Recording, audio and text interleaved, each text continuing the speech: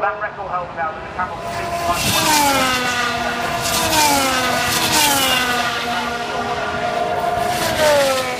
Hello everyone, welcome back to the Grand Prix Podcast. I'm Elton. This, as always, is Mr. Andy. Hello. And we are here to talk about the 2018 Canadian Grand Prix. Now, was this the borefest you thought it would be? I don't think it'll be a borefest because, you see, the thing with Canada, it's either a borefest or the most exciting race ever. I thought they were normally exciting, but there's been a couple of real dull ones recently. They like I said, you never really get like a mediocre Canadian Grand Prix. You get either a borefest or you get something like 2011 where it's just all topsy-turvy and, you know, some awesome excitement and everything. And unfortunately, this was a borefest. Okay. Well, I have to echo them words because I thought this was quite dull. It was quite dull. Incredible. This was worse than Monaco for me. Well, that's because you were expecting Monaco to be something other than the borefest, I dare say. But anyway. Just because the truth hurts. It does sometimes, yeah. And by the way, I'm going to have a word with you about your text messages as well. But we'll get into that very, very soon. I feel. Oh, and I've been told I have to apologise to you about last week as well. Do you? Well, yeah, apparently you started off quite chipper and excited. Yeah. And like excited to do it. And apparently I brought you down over the course of that cast. So, sorry. Well, I think it was like reality slowly hitting home. You know, in Dread where they throw them, they pump them full of that drug and then throw them off the top of the building, and then as they hit the floor, they slowly die as their body is crushed. No, they die pretty quickly. They're just aware that it takes a while. Yeah, that's right. Yeah, well, imagine that. I start off really fast and then slow-mo down to the very end. Yes. So anyway, sorry. No, that's fine. Don't worry, man. Don't worry. Okay, so before we get into that, now that we've already laid our stools out for how we think we're going to operate in this episode, was there any news in between the Monaco Grand Prix and the Canadian Grand Prix? Yes, there's a few bits of news. The first bit of news is the FIA have released new helmet standards for 2019. Yep. Which I assume is just saying that they're going to be stronger. I don't think there's anything massively different. There's the visor opening's been lowered by 10 millimeters, and the shell impact is slightly. The impact forces have been increased and stuff. But basically, they're making a safe helmet even safer. Yeah. So there you go. It doesn't look massively different to what already exists. And there you go. So yeah. Okay. New helmets. Nothing that we're going to actually see, though, is it? Not really, no. Although something we have seen this week, which I thought was interesting, is they've been trialing the helmet cam. Right. Oh, the Grosjean one that we saw. Yeah. Yep. I mean, from what I gather, it's some glasses with a little camera in. Like Google Glass? Not like, well, yeah, I suppose kind of like Google Glass, but it's like it's got a little pinhole camera on the bridge of the glasses. Right. So he had it on and he did like an installation lap with it just so you could kind of get a real driver's eye view. And it was actually pretty interesting for two reasons, primarily. One, I'm shocked how much they can actually see through those rear view mirrors. Like legitimately surprised, because I always thought they were just there for display more than anything else. You know, the regulation says you have to have them, but I didn't think you could really see much in them. Okay. But you can see quite a bit in them because when we normally, you know, when you're at the camera's a lot higher up. Even when they've mounted cameras on top of a helmet, you don't really see anything out of a mirror. So I've always just thought they were there for display, but you can see quite a bit out of them. So I thought that was shocking. The second thing I found quite shocking was how much the halo actually obscures your forward visibility. Like when he's coming down the pit straight, you cannot, not the pit straight, the back straight, you cannot see the end of it at all. Like you can't see cars along that straight either. So if there was an accident or something happened, it's going to take you that fraction of a second longer to react because you won't have been able to see it. Yeah. And I just thought, I know it doesn't really affect because, you know, when you're looking to the sides and for your corners and your braking spots, that's fine. But just straight ahead visibility is actually quite a bit reduced. So, yeah. A couple of interesting points on that there. Not really news, just observations. No, I saw the video that you posted up, and I was quite impressed on how they actually got the shots. I didn't know it was done on like a Google Glasses bridge type thing. Yeah. And I quite like that. I'd like to see more of that. I'm sure the drivers wouldn't, but yeah. Well, yeah.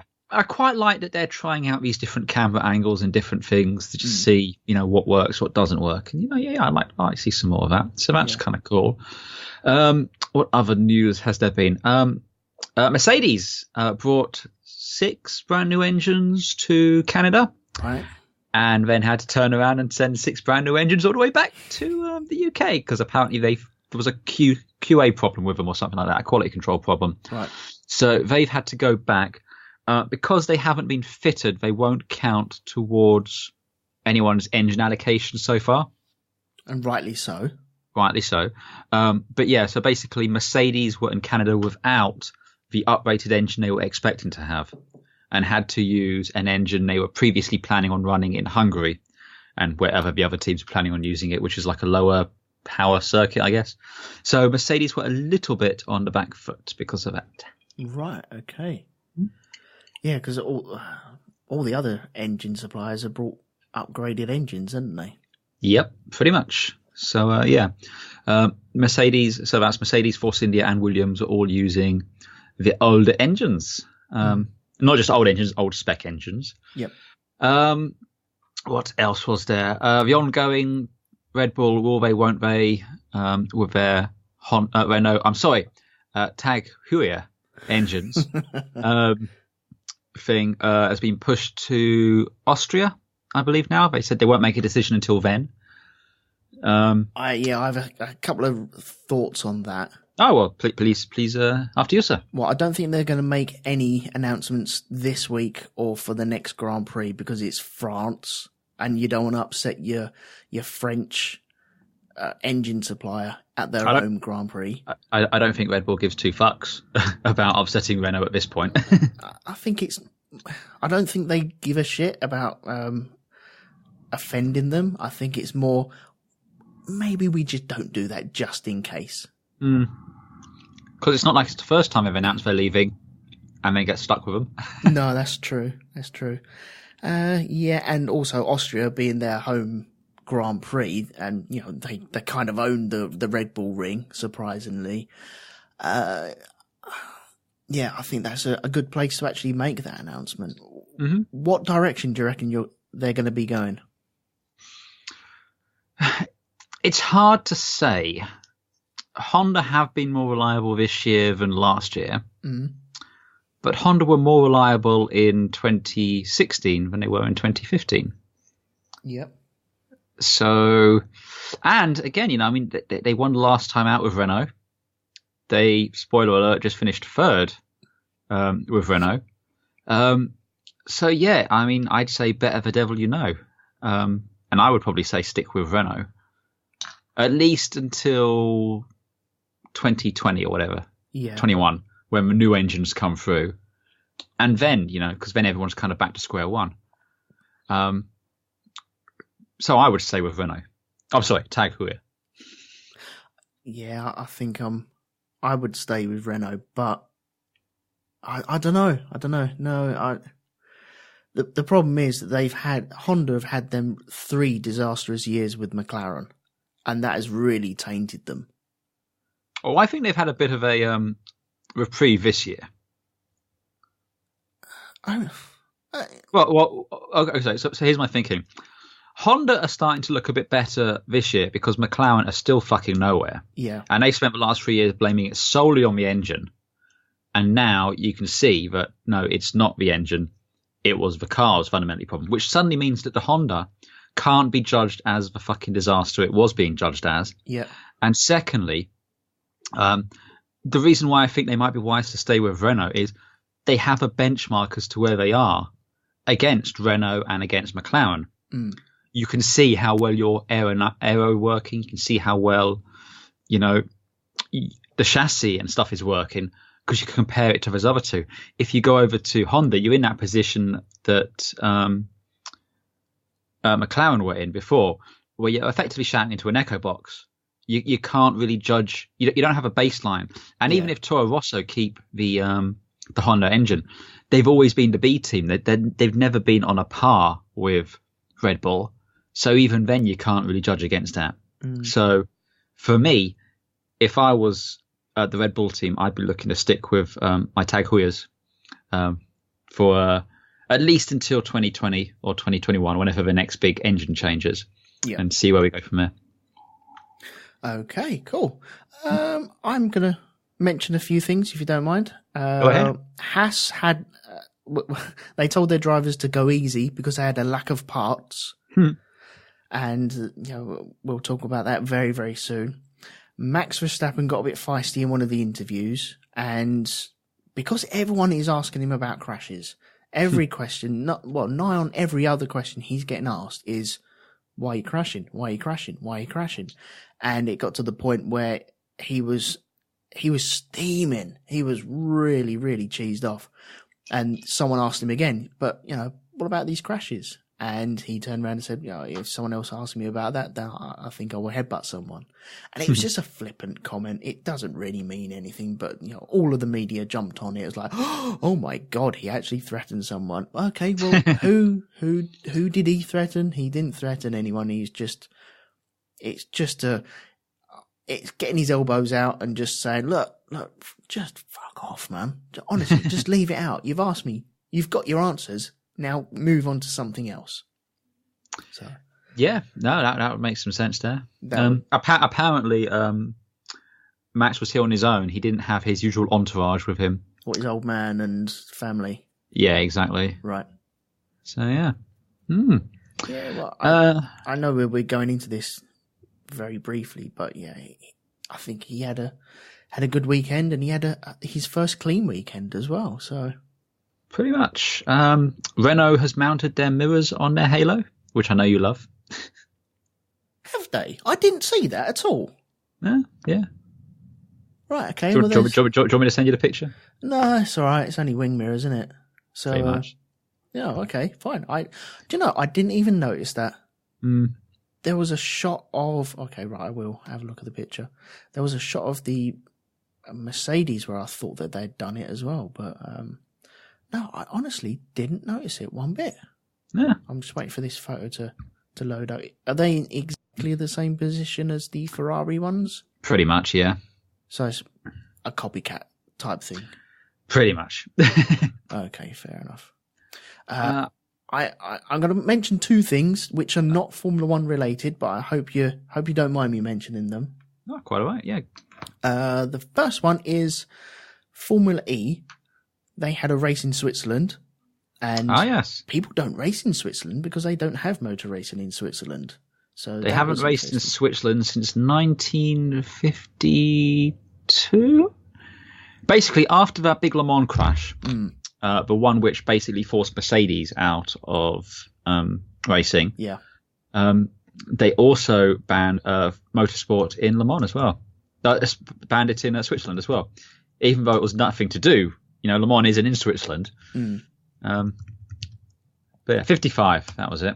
Right. So yeah, there hasn't been anything there since 1955. No, so that's pretty cool.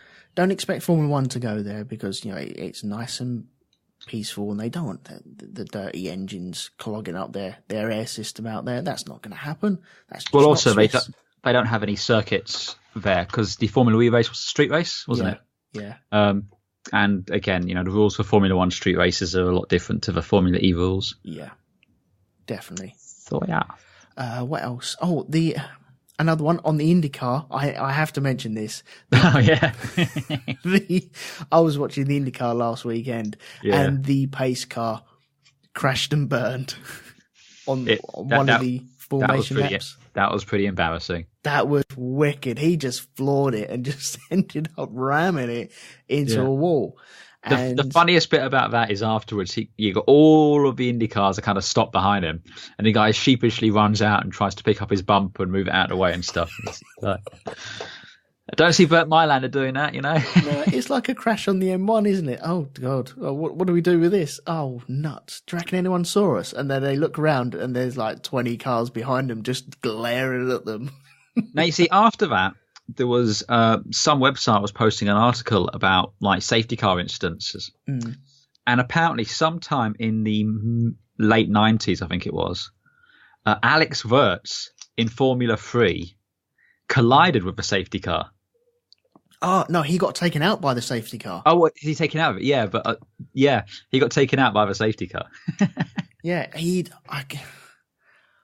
overtaken the safety car. I think the safety car was in that lap, and he had just caught it and taken it, swerved back into the braking zone, and put his brakes on, which are vastly superior to the brakes on the safety car, and the safety car just rammed him out the lead. Yeah. Yeah, he got hit from behind by the safety car, and it was just took him out. And it's just like that's and the funniest thing about it is the safety car looks like it was a Lada or something. Oh, what, in the Alex Wurz version? Yeah, in the Alex Wurz one. Yeah, yeah, it wasn't a high spec thing. Yeah, this, I think the one in the IndyCar was a Corvette, wasn't it? Yeah, it was a Corvette. Yeah, and they're made of plastic anyway, so it doesn't really matter. Yeah. Right. I think we've put it off as long as we probably can do. Well, I think we should put it off just a little bit more. We do have an email which you lovely reminded me of just a minute ago. So I have it in front of me. Bear with me because I'm terrible at reading emails, but I will do it anyway. So here we go. It's from Ian Aldridge.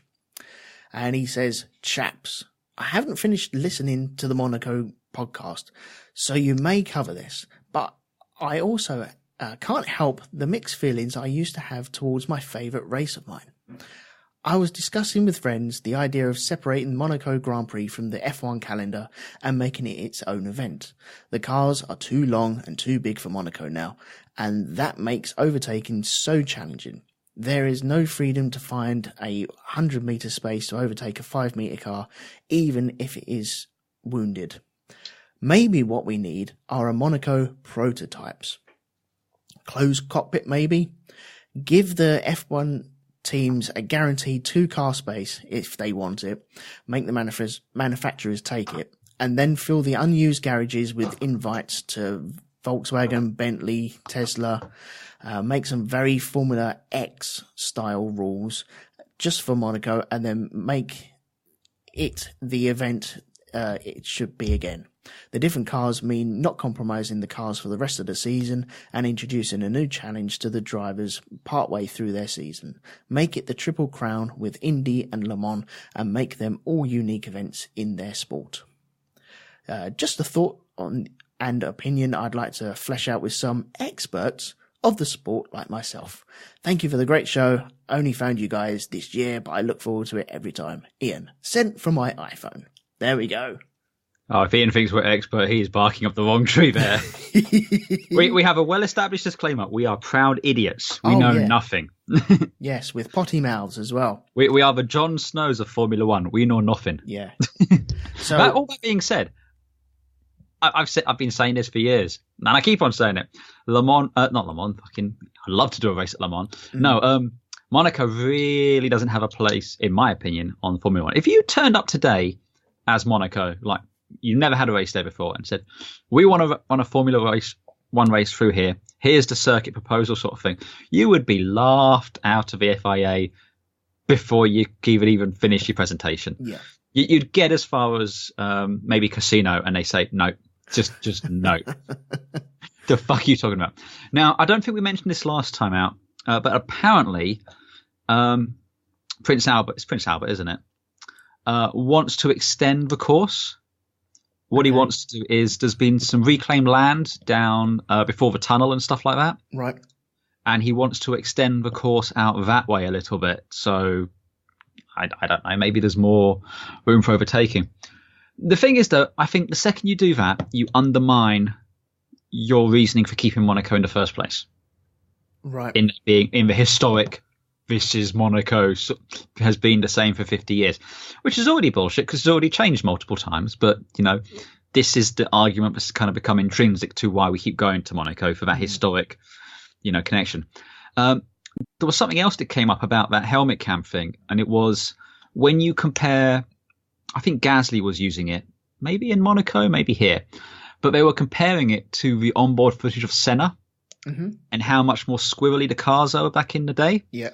And, today the cars are just, they're like they're on rails for the most part. They are pretty much, yeah. Yeah, exactly. It was like, is there ways we can go back to that to make it more exciting? I mean, quite frankly, I don't think the drivers today could handle those sort of cars they used to have around somewhere like Monaco.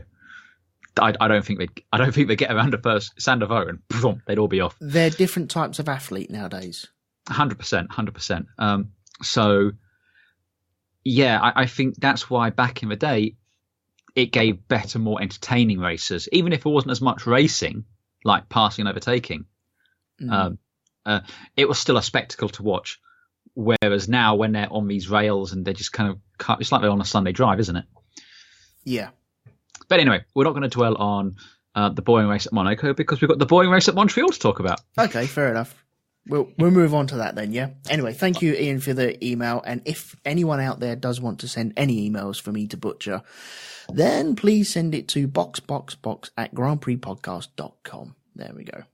So I honestly don't think this is going to take long. So FP1, we had Hulkenberg bring out the red flags after stopping on the track with gear select issues. That was slightly embarrassing. And Stroll tagged the Wall of Champions. Well, we knew someone would tag it over the weekend. Yeah. I don't think there were many people that actually did it. So I was shocked at how relatively clean the wall looked throughout the weekend. Yeah. Are you sure it was Stroll and not Sirotkin? I'm sure it was Stroll. I don't want to doubt you, but I'm pretty sure if it was Stroll, I'd be all up in that. Right. Okay. Well, my book says Stroll. So you carry on assuming it was Stroll. I'll see if I can find the FP1 report and just double check on that. Okay. FP2, Sainz brought out the red flag after going backwards out of turn 7, I think it was, which was a bit clumsy. He just lost the rear really and rear-ended his car, losing the light and the wing and some underfloor bits as well. So yeah, that was the end of his session. And then Van Dorn rubbed the wall. Where did he rub a wall? Oh no, that was it. Where the little bridge is. Turn 8, turn 9 it was. He rubbed the wall coming out of there. And the VSC was thrown out. And then Grosjean, using all the parts that he had been told not to destroy, he hit a marmot. Which was very unpleasant for the camera on board him, because that dude was racing across that thing, the track, and it was just coming up towards the pit entrance.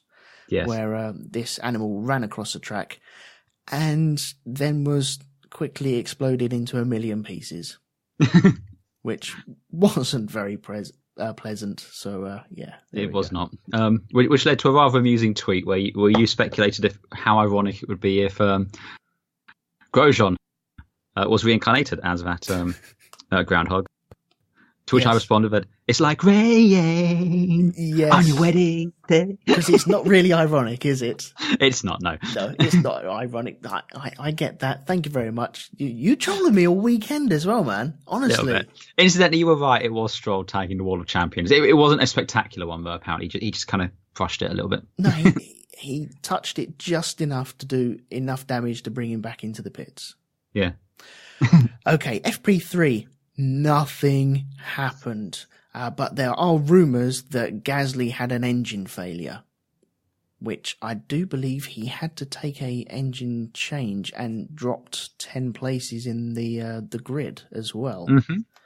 So, sorry, that's something we forgot to mention. Well, it's not really news. There was so Ricciardo last time out apparently had a fire in his engine bay during Monaco from the failures. Yeah. Apparently Adrian Newey was saying at the summer thing, he had a fire in his bay when he lost the MGU-K, was it? H, whichever one he lost anyway. Yeah. And he was down on power. And Adrian Newey thought he'd have to take a 10-place penalty this time out, which really pissed me off because I'm like, you managed to nurse a wounded car around Monaco and got back with a win. Only to be punished next time out by a 10-place grid drop. But Ricardo reused the engine from Australia. Right. So I think he is still down an engine from his allocation. They just didn't have to use it this time out. So they get the choice of when they want to actually do that as well then, don't they? Take their drops.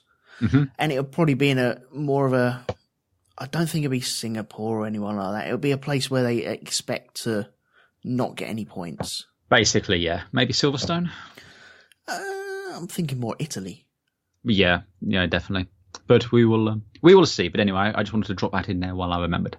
Okay, right. Qualifying. You ready?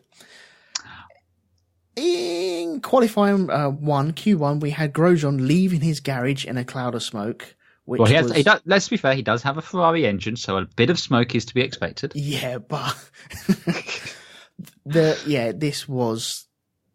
I haven't seen an engine blow up like that since maybe Vettel going to the grid in Bahrain a couple of years ago when he didn't even make the start. This was 007 hit the smoke screen button sort of smoke coming out the back of that thing. Oh, it certainly was. Yeah, all he needed was a blue turtle and then a blue shell, and he could have got rid of the leader. I don't know. It was a huge amount, but he didn't even get to the bottom of the pit lane, did he? Nope. It was him classed out of Q1, and then Ericsson clumped the wall and then nearly collected one of the Red Bulls, finishing his session. So he was out. So we lost in Q1 Grosjean, Ericsson, Sorokin, Stroll and Gasly. In Q2, we had Ferrari and Mercedes. They went out on Ultras, and the Red Bulls went out on the Hypersoft tyres, which forced the hands of Ferrari, thinking that they might have to go a bit quicker. But Vettel was on the Hypers, but he hit what can only be described as a cue for a drive-through, but where everyone was dropping back and trying to get some space. And they all do it at the last moment and screw up everyone else's laps, and then they all moan when they collect and catch this sort of cue.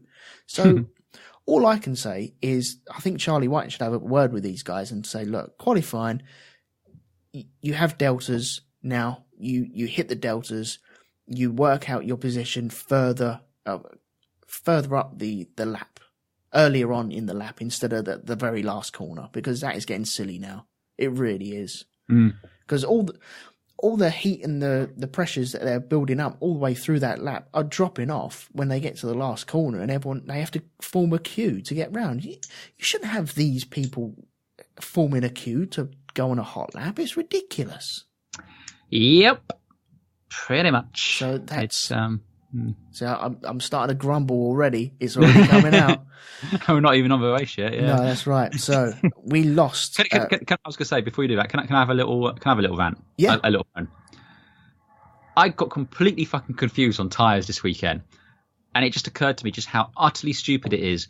If I'm new coming to Formula One, yeah, and I hear they got super soft tyres, hyper soft tyres, and ultra soft tyres, or whatever way they go in, I've got no idea which is the softest, fastest tyre or whatever. I'm literally, when the race kicks off and they're going like, oh, Vettel's on the ultra soft and Verstappen's on the hyper soft and so-and-so's on the super soft. I'm like going, okay, I'm pretty sure super soft is the hardest of those three compounds, but I've got no idea between hyper soft and ultra soft. No. It's meaningless. Now, I think we mentioned this last time out, but from next year at race weekends, they're going to be called hard, medium, soft. Yep. In terms of compounds, which fine. Now, whatever, keep the colours by all means. You can call them whatever compounds you want internally and stuff like that. But during the race weekend, I just want to know what's the hardest, what's the middle one, and what's the softest. Yeah, that's all I need to know. But yeah, it's redonkulous. Yep. You know, I mean, so let me get. So we have hard, medium, soft, super soft, ultra soft, then hyper soft. Is that the way it goes? Yeah, that's right. Yeah. Yeah, I mean that's bollocks. Hard, medium, soft, and then 3 more versions of soft. It's like it is silly. Yeah. I think we're both in agreement, and I think a lot of the listeners would be in agreement with that. You know, it's just dumb.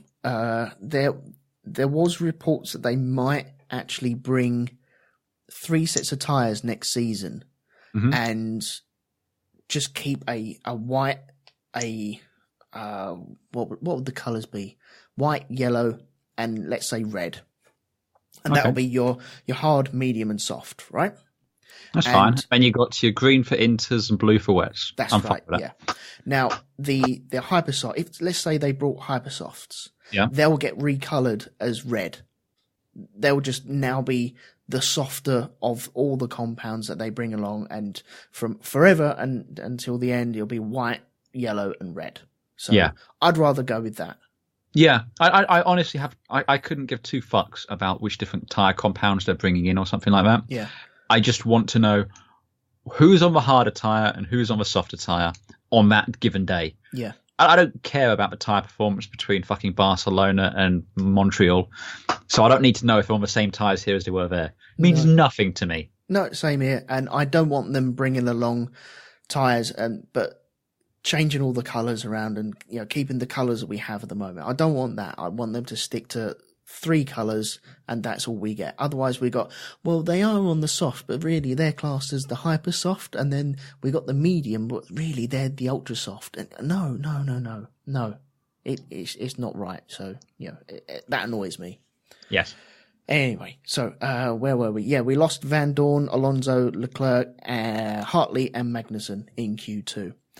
And then Q3, Vettel went on his first run and he took first blood with a 1:10.7. On the second run, Kimi ran wide and so had to abort, which screwed up his lap. He possibly could have got onto the front row, but we'll never know because he kicked up some dirt and that was it. He had to abort. And then Vettel, just to piss everyone else off, he went one better and put like a 10th down on his time, so claiming pole position. So that was it. He was pole position and Hamilton was nowhere really. Yeah, I mean, I'll talk about this a bit later on, but this is all just reinforcing my view that Hamilton's done. Okay, we'll do that in a minute. Let me just run down the top 10 of the qualifying, because Sebastian got pole position. We had Valtteri Bottas sharing the front row of the grid with him. Max Verstappen in third, not bouncing off of anything just yet, so well done you. Lewis Hamilton in fourth. Kimi Räikkönen in fifth. Daniel Ricciardo sixth. Nico Hülkenberg in seventh. Esteban Ocon in eighth. Carlos Sainz ninth. And Sergio Perez bringing up in 10th. So there we go, the tops. So you think Hamilton's done then, yeah? I think he's bored. When was the last time you actually saw him engaged, excited to be at a race weekend? Even when he won, he's still I won. Well, there's no fire there. Yeah, I see what you mean. Yeah, it's hard. It really is hard. Yeah, there's no real passion. I think a lot of the listeners to this and a lot of the viewers to the actual Formula One themselves, they're probably gagging. Look, if I was in their position, I'd be showing my personality. I'll be saying this, I'll be saying that. I'll be mixing up a little bit. But then again, you've got all these media types that you have to be trained in a certain way of media to put yourself across. And he's just coming across a bit stale, isn't he? He just seems uninterested. He's like he's bored. Yeah. It's like I'd rather be, at home with my dog or something. The only person I can see on the grid who's more bored than him is fucking Kimi Räikkönen.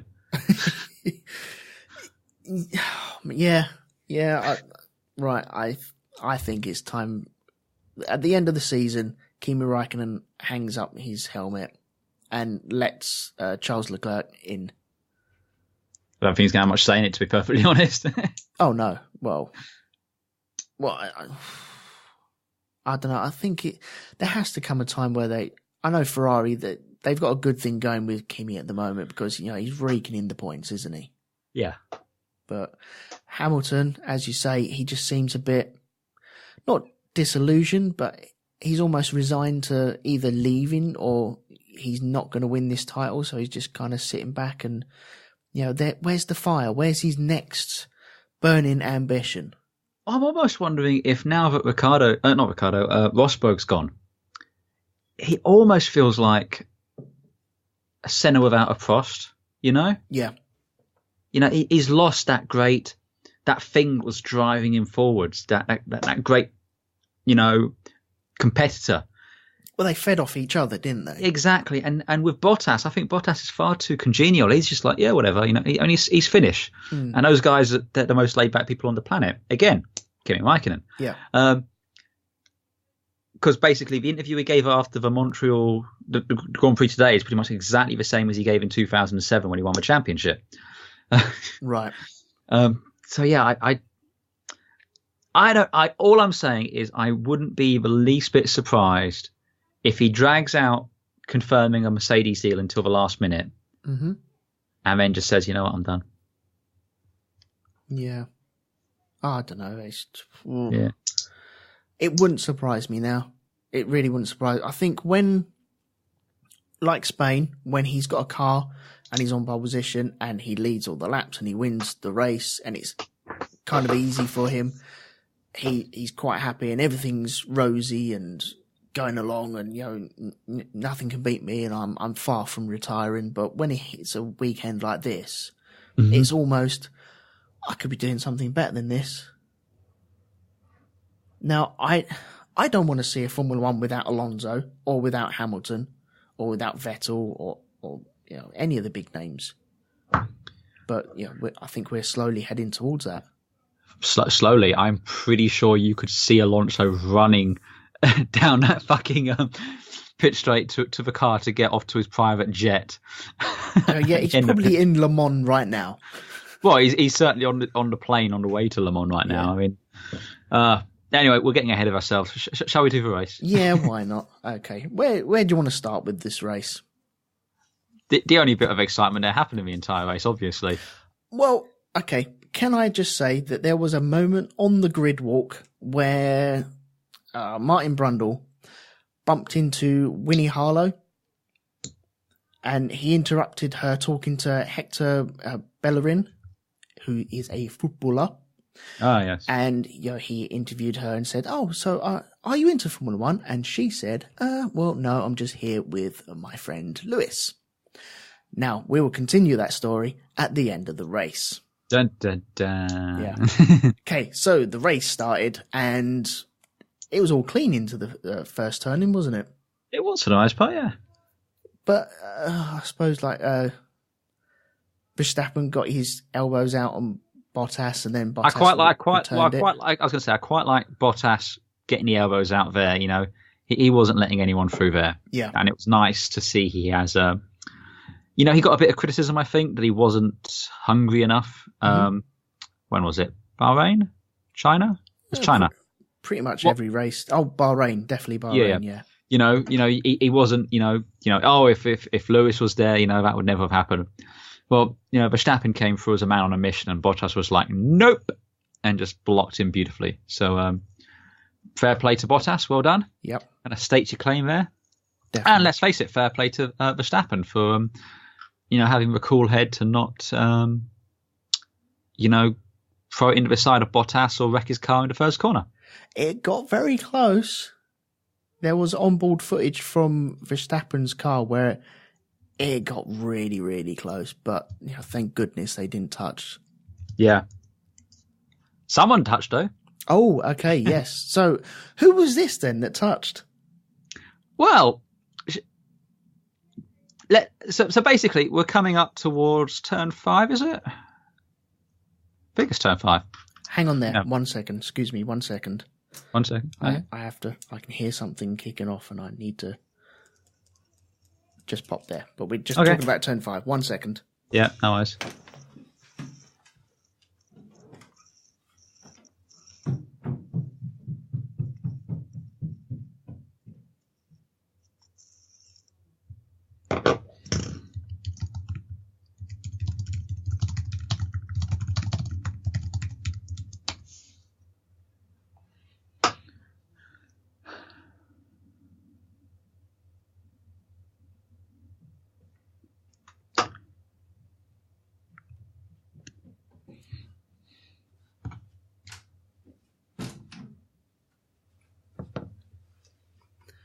Sorry about that. That's all right.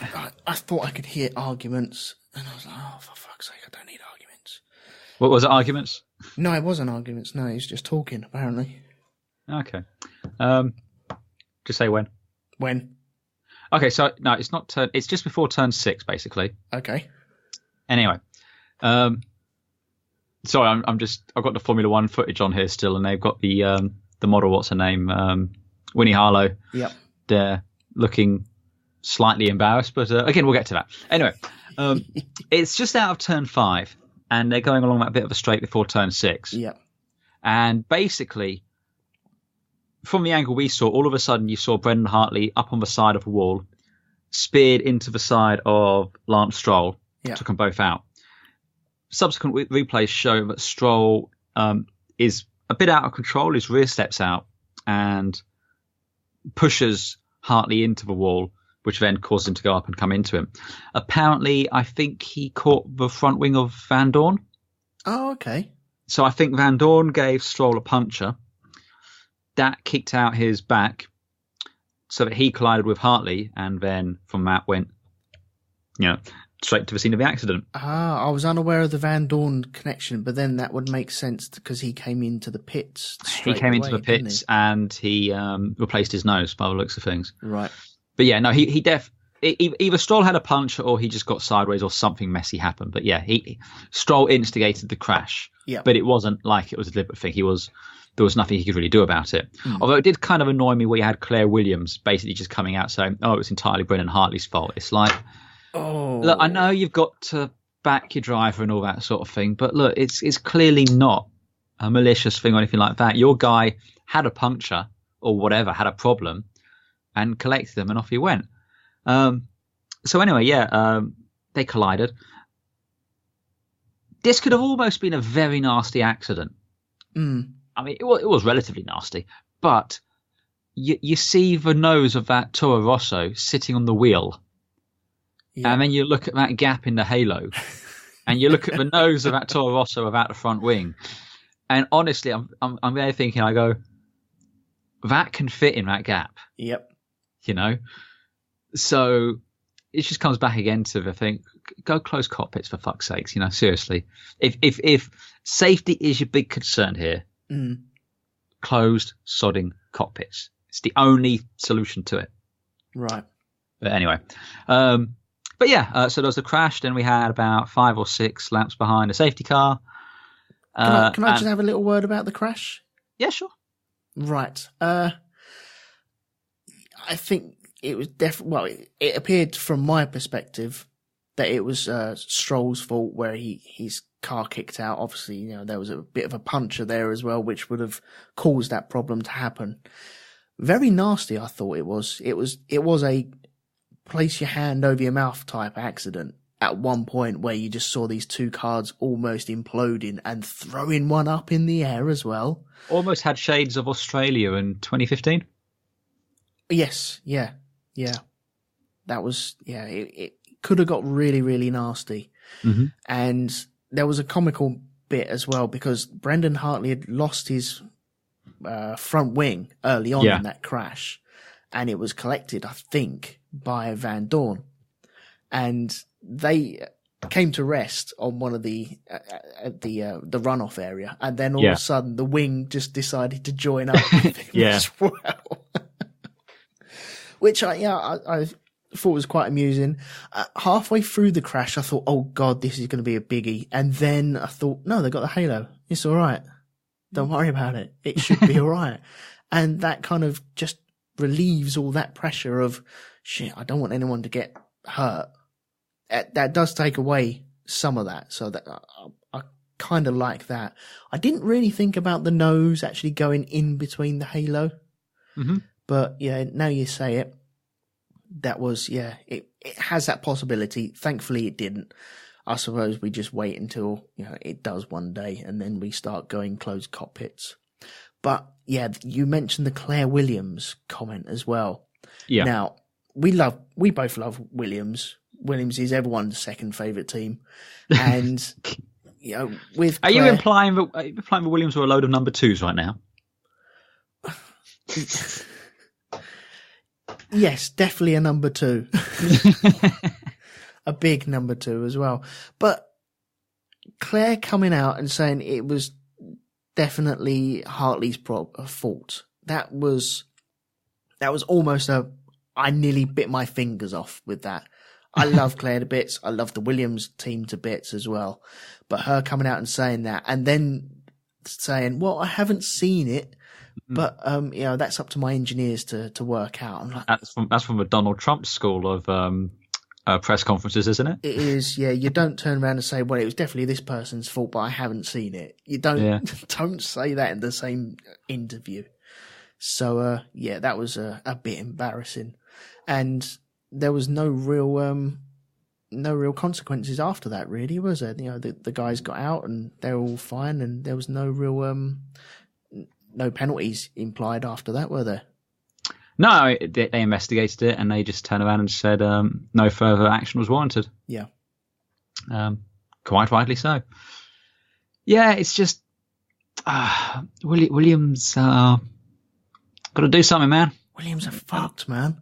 They are. I mean, they are back. They're literally at the back now. They're the Minardis, man. They are. That is where they have now rested at, because we know that Sauber can work its way up the grid. Mm-hmm. We have seen that. We've seen that today. We've seen that all season. Yeah, so, I mean, Sauber's definitely been the big surprise this season, I think. Well, I think it's more Charles Leclerc or however you pronounce his name. I always change it, but it's Charles Leclerc apparently. Okay. We had the Ricardo clarification from the driver himself. Oh well, then that's fine. As long as it comes from the driver himself, then that's good. Yes. So Leclerc, yeah. Yes. Mm-hmm. Okay, so he is really throwing that thing around and proving Ericsson should not be in that car. Now, to be fair, Ericsson does apparently keep magically turning up, causing Grosjean to crash and then disappearing. This is and true. That takes time. So that's why he's not, he's spending his time pranking Grosjean apparently. So where was Ericsson when the pace car crashed in America last week? Well, I don't know. Was Grosjean driving it? Possibly. Quite possibly, yeah. Yeah. So, Williams are, I don't know, I'm not even worried about them. It's already happening. You don't have to worry about it because it's happening now. They are on the ropes. And it's not looking good. They're not on the ropes at the minute. It feels like the ref's down there, counting them out. Yeah, I suppose, yeah. It could be, yeah. The towel's already been thrown in. Yeah. Or, no, the towel is mid-flight at the moment. What do you think it's maybe like Ivan Drago sort of thing? And Williams is Apollo Creed. He goes, don't throw the towel in. And you got Rocky on the side. He wants to throw the towel in, but he can't because his friend wants him. This has become a review of Rocky 4 here, but everything is slowed down. Yeah, and all you can hear is the thumping punches. Oh no, he's just going to hit the canvas, isn't he? Oh. Well, hopefully something can change. I mean, I do believe that with Paddy Lowe there, they have the potential to turn the team around. I think myself, personally, purely my opinion, the problem is the drivers. Right. Nothing against the guys. Although I might have sent a text to you when Lance Stroll went out saying 1 point, because that was the highlight of the race for me. You bastard. Honestly, you bastard. But look, they're nice guys, but they're both clearly paid drivers. Yep. I don't mind a paid driver in a team. That makes a lot of sense. But when you got two, you got no one to drive the team forward, no one to help develop it. You need a team leader. Yep. Someone who is able to do it.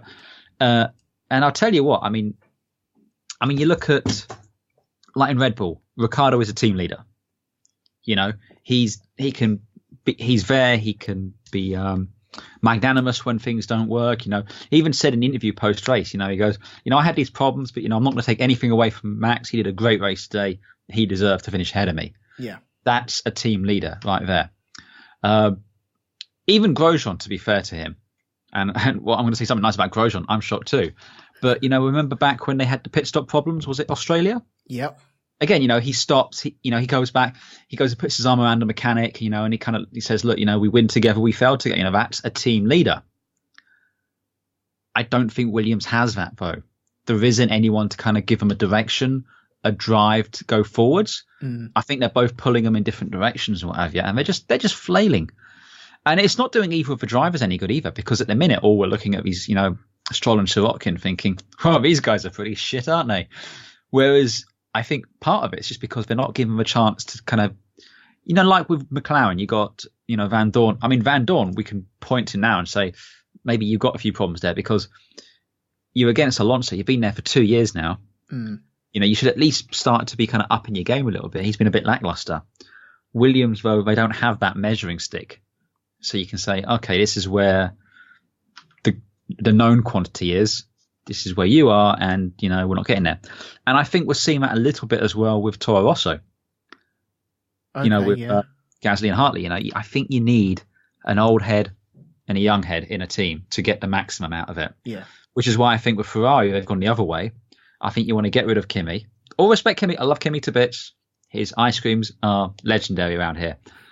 But, I mean, bloody hell, man. He's what? He's been racing since what? 2001? 2002? Yeah, 2001, I think it was. Yeah, when was the last time he, showed up to a race? I mean that in the sense of was engaged and happy to be there. Yeah, I think the first season of him being back at Ferrari, he was looking good. But then I think since Vettel has joined, then it's a case of, well, okay, I'm clearly number 2. So, I'll just enjoy getting my paycheck and working for Ferrari, and I get to drive Ferraris for a living. Well, again, we can't fault him for that in the slightest. But, again, make way for the new blood. There's only 20-odd seats on the grid. If you're not going to want to be there effectively, maybe you shouldn't.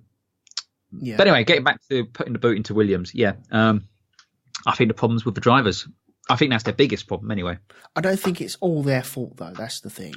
No, I don't think it's all their fault, but I think that's what's stopping them from crawling out of this hole they're in. Yeah. I think if you had Massa there still, maybe Kubica. The only thing is Kubica's been out of the game for a while, and he never raced cars like this. I don't think Massa. Honestly, I don't think Massa. I think Massa had his day, and he was content in keeping them in a certain direction. But maybe that wasn't the correct direction. No, you see, I get that, but I think with Massa, he could at least give them some input onto why the car wasn't doing properly, give him a direction, and that would let Stroll or Sirotkin or whoever's in the other car start to shine and, start to hone his own ability and his own confidence. Yeah. At the minute, you don't have that, and I think you need a wise head there in the other car to, like I said, be a bit of a mentor sort of thing. That's why I wanted Kvyat in there. Hello? Yeah, maybe not Kvyat. I think Kvyat would have been all right. I think he would have been a good fit. He would have... Okay, he hasn't got exactly the experience that Massa has, but he has got a couple of seasons under his belt already. He's he's established in the Formula One circus, more than Stroll and definitely more than Sirotkin. He is, but basically Vettel broke him at a fundamental level. Yeah. And I don't think he ever recovered from that. No. Well, no, but I think getting out of the Red Bull situation, he's sat on the Ferrari bench at the moment, isn't he? So I think getting him into a different team would have worked. I honestly still think that he would have been a good fit in Williams. He would have been a good direction change. Well, whatever. It would be better than where we are right now. So, there's Williams are broken. Mm-hmm. Hope they can fix it. The only other thing that I really saw of note was Sergio Perez complaining, which he seems to do a lot about in Canada. He clipped Sainz. Yep. Coming up to turn 1, Is it turn 1 or turn 2? I can never remember which one. Turn 1. He kind of chopped his nose off, didn't he? He did, which is pretty much exactly where he did it with Massa back in 2 years ago. No, it was more than that. 3 years ago. Yeah, maybe. Anyway, Perez seems to always be involved in an incident here and always insist the other person's to blame, and it never is that case. And this time he's saying, Sainz should be given a black flag. And meanwhile, the stewards are going, no further actions warranted, because nothing else was warranted there. Black flag, though. Yeah. Come on. You can't just band that around, honestly.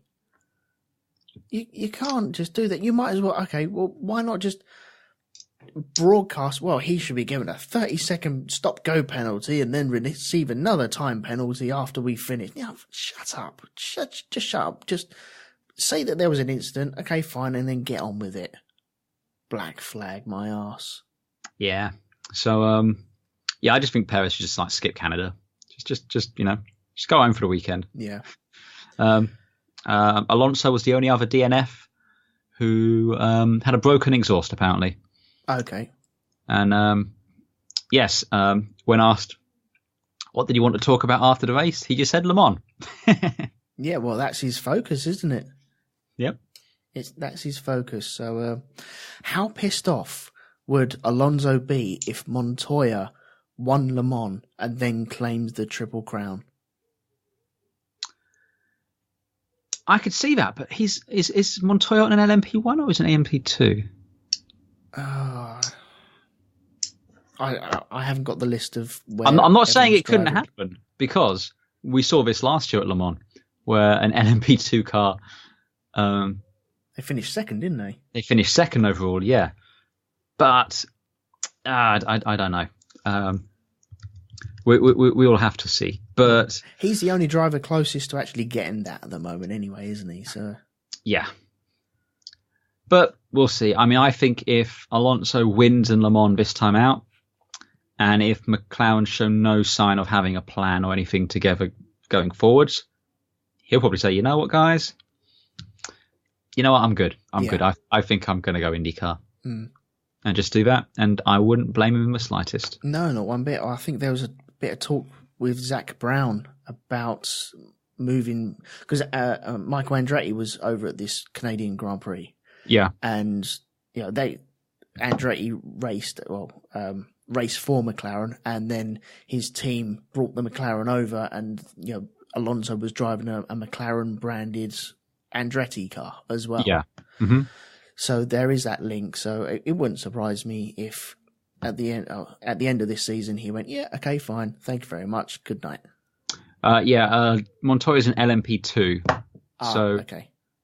There's it can still happen, though. 8. There's 10 LMP1 cars. In theory, an LMP1 car should win Le Mans. Yeah. But as we found out last time, anything can happen. And if I can quote the great Murray Walker, and often it does. Yeah.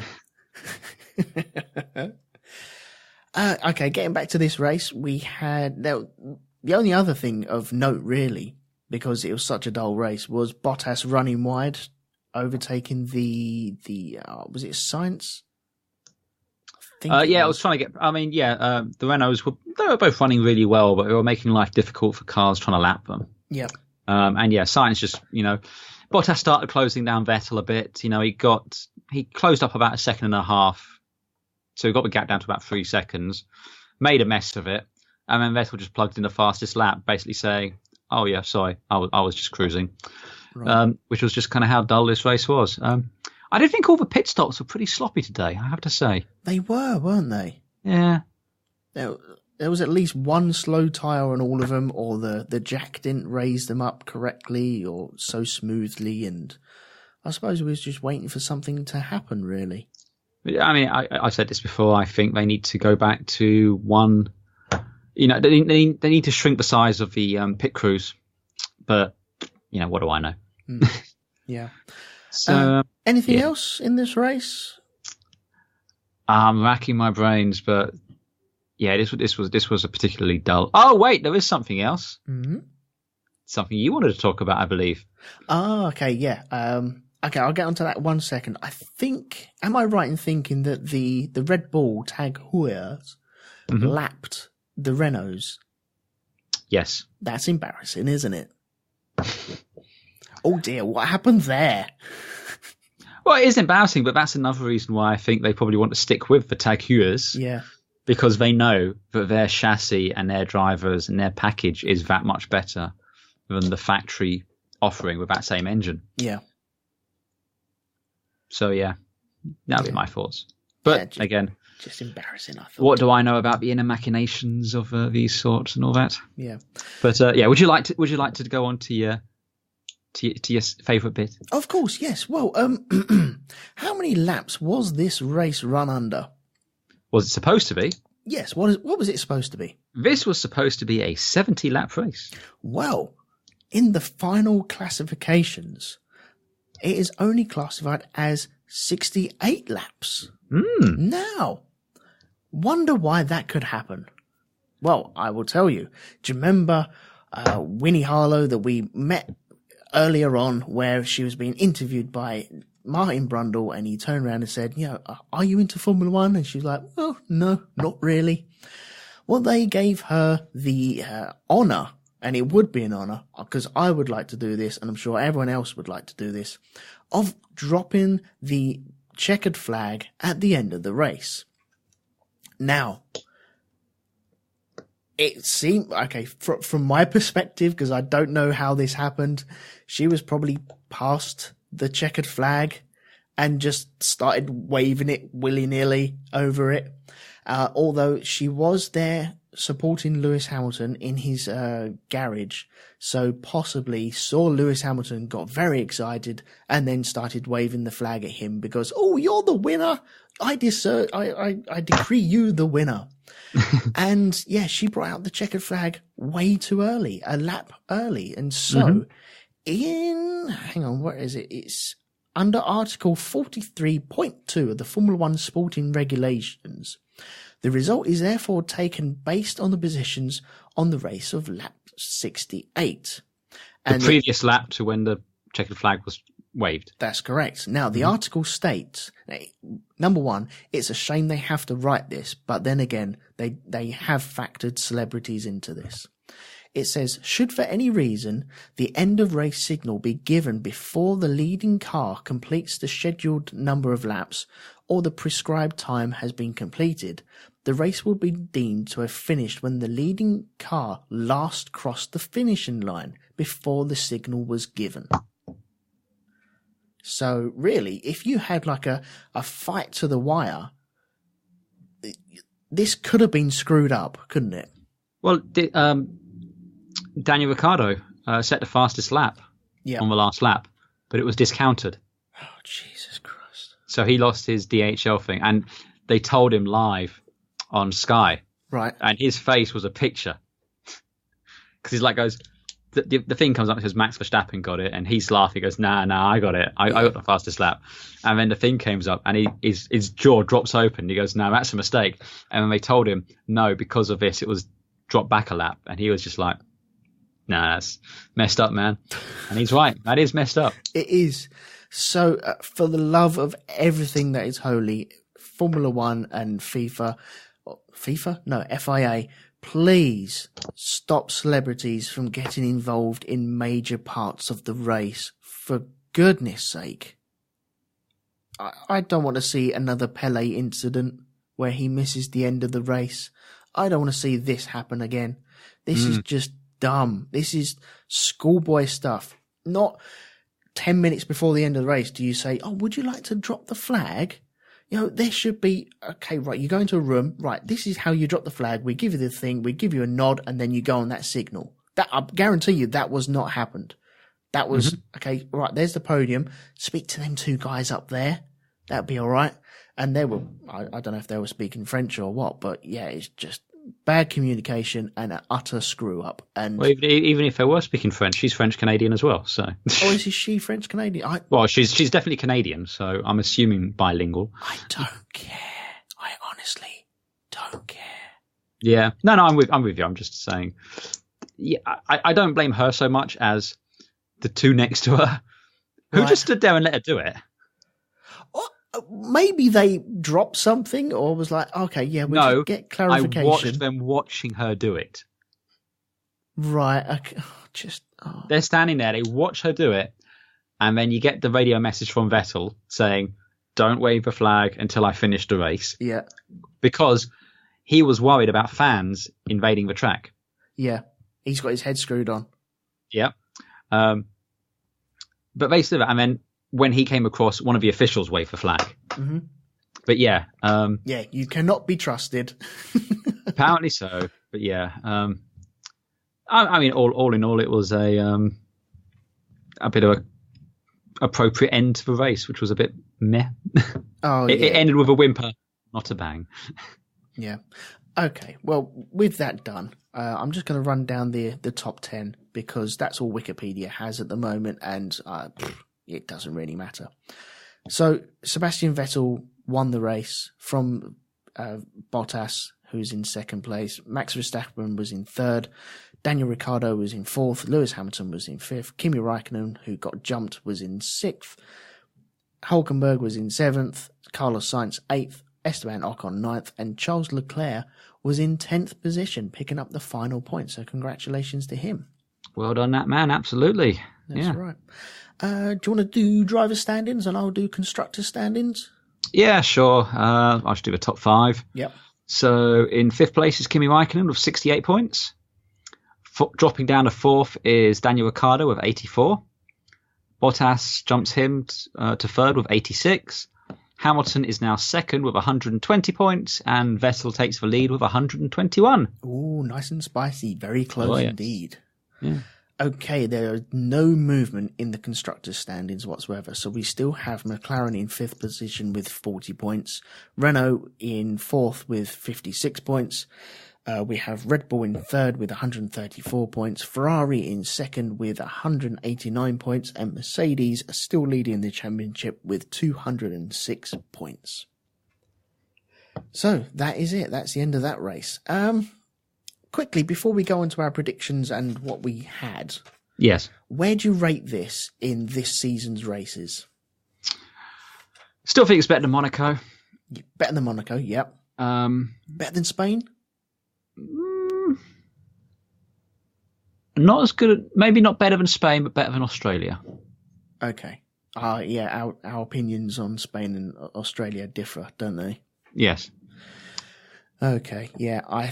It's definitely in the bottom half of my ranking. Yeah. Okay. But to be fair, unless it's a really good race like Baku, or something like, or even China and Bahrain, which were pretty good. Yep. I tend to they just kind of go into this malaise of meh. Yeah. Yeah. And do you think that the rest of the season will be like this as well? A bit. Yeah. Because there was a lot of tyre saving, and I want to get rid of that. I honestly tyre saving, fuel saving. I can't stand any of that. No. I don't think the rest of the season will be like this. Because, like I said, Montreal is always either an amazing race or a boring race. Yep. It's never mediocre. So this was a boring one. Okay. So we'll see. Okay, right. So predictions from last time then, yeah? Yes. Right. Do you remember what you predicted last time? I think you have a text message showing this. I do remember. Once again, up yours. Up yours. Okay, so pole position. You predicted Hamilton for pole position. And you have no points for that, sir. To be fair, if Hamilton had actually showed up, he probably would have. If the new engines had turned up, I think. I don't even think then. I think Bottas had him. Well, that was shown, wasn't it? So maybe he was a bit lackluster this race because the engines didn't turn up, and he was just like, well, what's the point in trying? Possibly. Right. Anyway. I predicted Ricciardo for pole position, so I get no points for that whatsoever. Oh. In the race, you predicted Hamilton to win the race, and thus no points for you, sir. Again, yeah. If he'd shown up this weekend, I think he would have won. In the race, I predicted Vettel, and so I get Bastard. 1 point. Yeah. Yeah, but I don't care about that one. The next one's the one I care about. In the third column, we said, hang on, what did we say? Where would Stroll finish in the race? I predicted 15th because I thought the home man would at least finish this poxy race. Alas, he didn't finish a lap. And so you predicted did not finish, and so you get 1 point. So well done you, sir. Well done you. Thank you. The only thing that would have made it sweeter was if it had been into the Wall of Champions, which we did offer an opinion on, but it wasn't for points. No, yeah, this was the Shits and Giggles column, wasn't it? And yeah, you said that Stroll would be the person to hit the Wall of Champions, which you kind of were right because he did hit it. I did say over the course of the weekend, so yeah. And that's why I was when you said he did, I was like, no. If I'd have heard about that, I'd have been all up in your face about that as well. Alas, no, there's no points for this. And I said Grosjean would, but you know it doesn't really matter. So let's scrub that out and never return to that again. So, indeed, you scored a point and I scored a point. So let me just use my pen to add this on. And now you're still ahead. I am just one ahead. Closer. This is true. You have 5 points, and I have 7 points. So, all still to play for. Yeah, that's right. All still to play for. So next time out, yes, we have the French Grand Prix. Oh la la! Hurrah! I'll be honest. I've never seen the Paul Ricard on a live Grand Prix. I was going to say, I got the stats for the previous French Grand Prix, but then I realised the previous French Grand Prix was at Manicourt, so I pulled them for the last Paul Ricard French Grand Prix. 1990? Would you like to know the basics for that? Pole position. Yeah. Nigel Mansell in a Ferrari. Oh, okay, yeah. Fastest lap was Nigel Mansell in a Ferrari. Yep. Podium was Alan Prost in a Ferrari. Yeah. Second was Ivan Capelli in a Leighton House Judd. Yep. And third place was Ayrton Senna in a McLaren Honda. Right, there we go. Yep. So, going off of them predictions... And this was back when only the top 6 got points. Oh, man, yeah, it was. Yeah. And it wasn't even 10 points for a win. It was 9 points for a win. 9 points for a win, 6 for second, 4 points for third, then 3, 2, and 1. And wasn't it your best 10 results or best 9 results of the season went towards the championship? Oh, I can't remember, but yeah. It's such a complicated thing. You think Formula 1's complicated now. Go back then. Ugh. So yeah, days are gone. It's been a while. I mean, if anyone is interested in the last, like 2008 Grand Prix, which was at Paul Ricard, that was Kimi Räikkönen in Ferrari with for pole position. The podium was Massa, Räikkönen, and Jarno Trulli in a Toyota. Bloody hell. Yeah. And the fastest lap was also Kimi Räikkönen there. So really, we have no form that we can look at for this race. This is a complete shot in the dark. Yep. We've got no real data to base this off of. Because although there's maybe 4 drivers who'd raced at Manicourt still on the grid, none of them have raced at Paul Ricard. No, that's right. So yeah. I mean, it's an old school European circuit though, isn't it? So yeah, definitely. Yeah. Hang on, who was in the 2008 season? It was Lewis Hamilton, Kimi Räikkönen, Alonso, Vettel. Was it Vettel? No. Or was he? No, yeah, it was. He was in Toro Rosso. Yeah. There you go. Kubica. Not that he's technically racing at the minute, but yeah, Vettel was on Toro Rosso. Rosberg was still in the Williams back then, but yeah, no, that's it. Was Rosberg? I don't think he was he? Was. I'm looking at the classification, and it was Rosberg was in the Williams Toyota. Oh, it must have been his first season then. Yeah. Anyway, okay, that's interesting. So, since you're still behind at the moment, you massive loser, who would you predict for pole position? Wow, I mean it's really hard because, like I said, it's hard to kind of gauge what it is. I'm looking at a map of a circuit. There's 2 long straights along here. Yeah. Do we know how many DRS zones they're running this time out? I'm guessing just 2. Well, looking at the circuit, I reckon you got 3 there. Yeah? Yeah. What are you thinking? You thinking the start straight? Start straight and the 2 after the long... Hang on. Yeah. Start straight. The Mistral straight. Yep. And you think around the curve, the Cygnus? Hang on a second. Let me open up this. Right. After turn 7. Uh-huh. That's straight there. And then you got like a big chicane, 8 and 9. And then you got another straight leading into a... But then again, you might not get... wait, I was looking at a map of the 1990 circuit. So even the 1990 circuit's changed significantly. Yeah. To this as well. So yeah, you've got the start-finish straight. You've got after 7 and then that straight 9. After 9. Yeah. So yeah, I reckon. But then again, they might not because it leads into a corner. To be fair, all straights lead into corners. A fast corner. High-speed corner. Okay. I reckon this is going to be a low downforce circuit looking at that. Yeah. And if it's low downforce,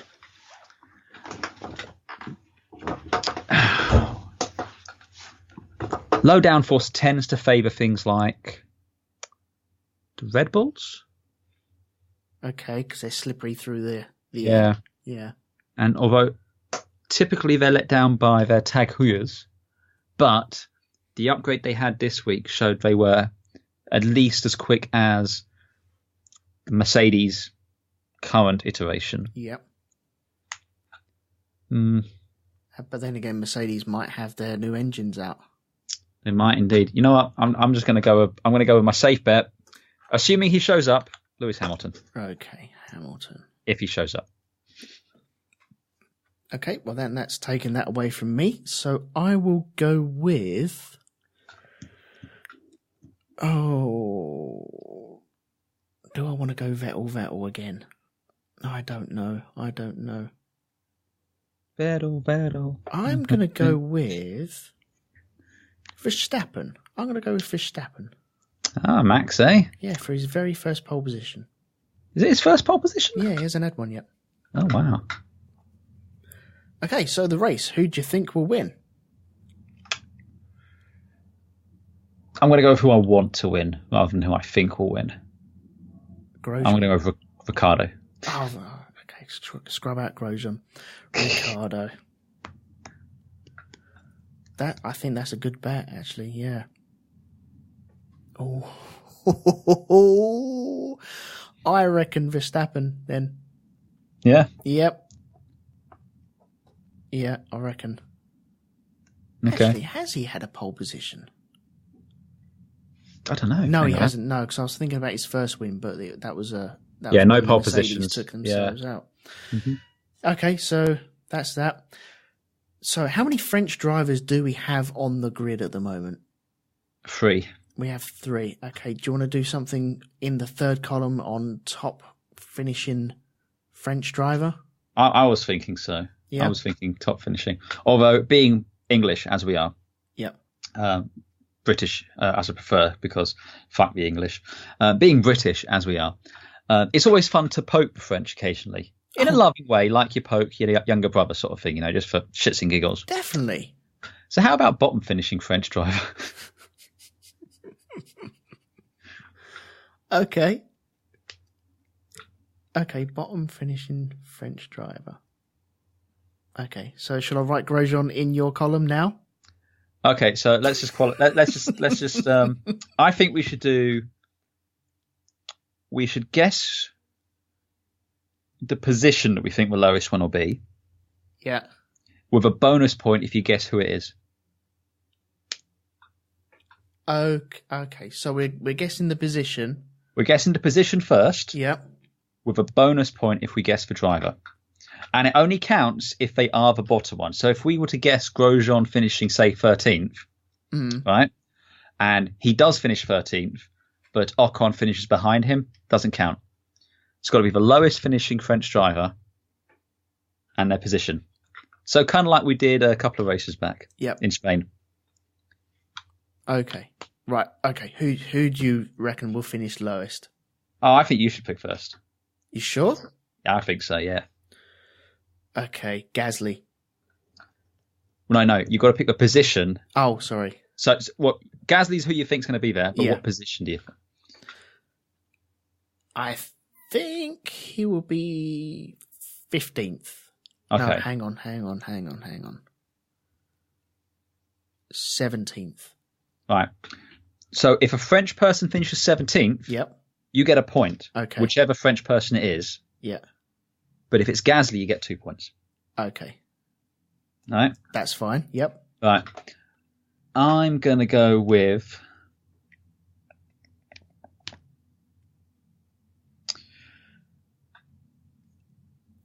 I'm tempted to say a DNF, but I don't think that counts. That's unfair. So I'm not going to say a DNF. Okay. But for the record, I do think there will be a French DNF.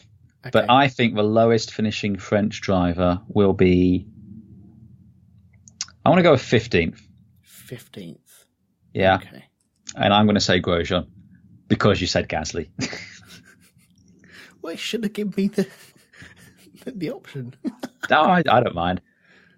To be fair, if there's a DNF, odds are it's going to be Grosjean.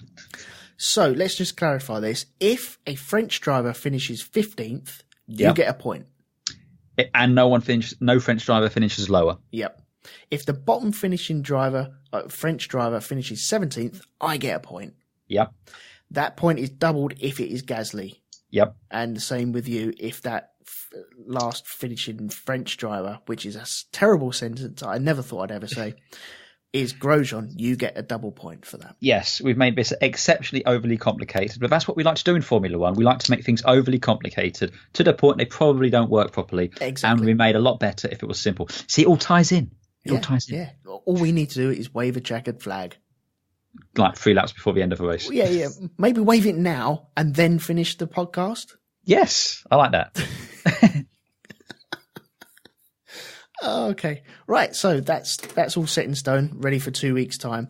And then we're on to like a three race weekend bounce, aren't we? We are. It's going to get busy, man. It's going to get busy. Well, especially since I'm away for at least some of it. Oh, yeah, you are, aren't you? Yeah. Okay. Right. Well, we'll try and work something around that anyway. So we'll work around it, definitely. Okay. So, well, thank you for joining me for this episode. Is there anything you'd like to plug out for the listeners to maybe dip their toe into? Well, yeah, you can find most of me other stuff over at RogueTwoMedia.com with your good self, where we finished the Earth to the Moon podcast and the Band of Brothers podcast. You can also find me on The Great Derelict, which is linked through Rogue 2, where we talk about science fiction stuff. And yeah, just generally, bumming around on the internet. I'm on Twitter at Andy3E. That's number 3 and the letter E. Usually hurling abuse and insults in the general direction of Elton. Yes. Sometimes trolling, I suppose, isn't it? I don't think of it as trolling. It's just lovingly passing on an opinion. You're a dick. Okay, you can catch me on all the other stuff that Andy has just said and Shonky Lab as well. At the moment, we have an episode out on paper rounds. You may want to avoid that because it's not that great. It's the Canadian Grand Prix of Shonky Lab, isn't it? It's not my highest. It's not the best thing I've ever recorded. It's possibly not the worst, but if you want what's possibly the best one, though, watch the one previous to that with Jim Moon, which was truly fantastic. Superstitions. Yes. Okay, there you go. And also we have out this week as well. It'll be maybe out on Tuesday or Wednesday. We are doing a episode on the World Cup as well. So if you're interested in the football that's coming up very, very soon, then get your listening ears around me and my friend, Mr. Lee Harvey, and he's turning out to be Andy's nemesis. And he wishes. Yeah.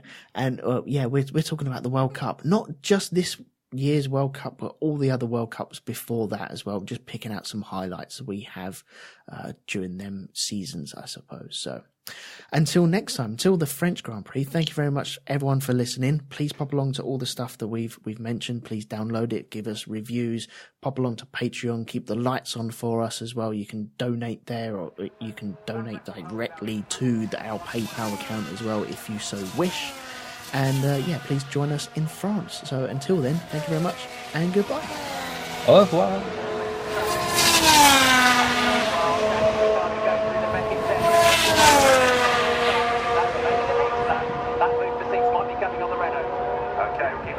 Especially if October has got a problem, because 2.8 has become 1.9 in the space of a lap. So that's going to happen, isn't it?